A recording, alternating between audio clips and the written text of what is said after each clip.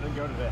Yeah, this morning was pretty good. We got a good start. The 83 Novo Nordisk Chip Ganassi racing car is pretty good. I think we've know where we are. The last few years coming here, we've done some good testing, but for the afternoon and coming back for the race weekend, we've got to find a little more speed. We weren't quite quick enough last year in qualifying or the race, so we're looking to find a little bit more. It's nice that the weather's really played into our hands. It's hot and sunny, hopefully like it's going to be on the race weekend.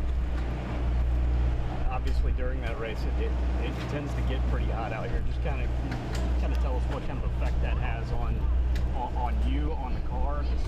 Yeah, the biggest thing that we see in the cars is the track temp comes up, the grip starts to get a little greasy, and the car slides around a little more. And Barber Motorsports Park is one of the most physical tracks we go to all year. So coming off a race weekend at St. Pete last week and into test day today, I think everyone's still recovering a little bit, but physically it's going to be a really tough race weekend. You add the temperature and the humidity. Hopefully it stays dry all weekend on race weekend. That makes it that much more challenging.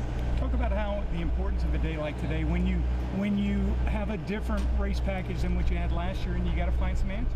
Yeah, with the new Team Chevy Aero kit, we're looking at figuring out what those aerodynamic changes do to the car, because the aerodynamics definitely change the mechanical setup of the car. And having a day like today when you can run through a bunch of different changes, find some stuff that works and inevitably things that don't work, when you come back to the race weekend, you just have more tools in your toolbox, so you can chase the track a little bit, you can chase weather conditions, wind conditions, that sort of thing.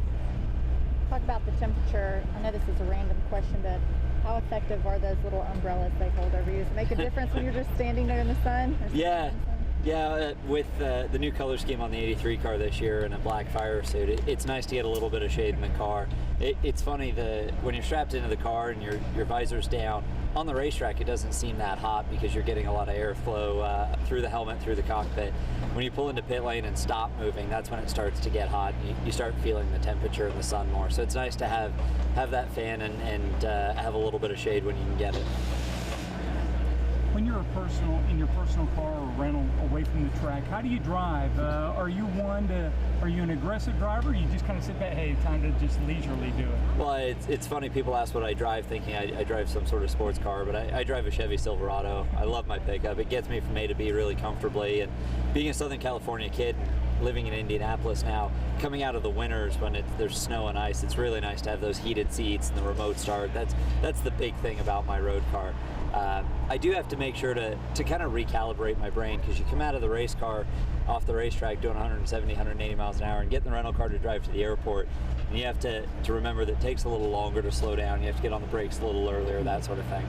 Now, but do you yell at the other drivers, or you just take it all in stride, or what? Well, the nice thing about what I do for a living is I get my need for speed out on the racetrack. So when I get in the rental car to head home or driving around town in my pickup, it's more about getting from A to B and being comfortable.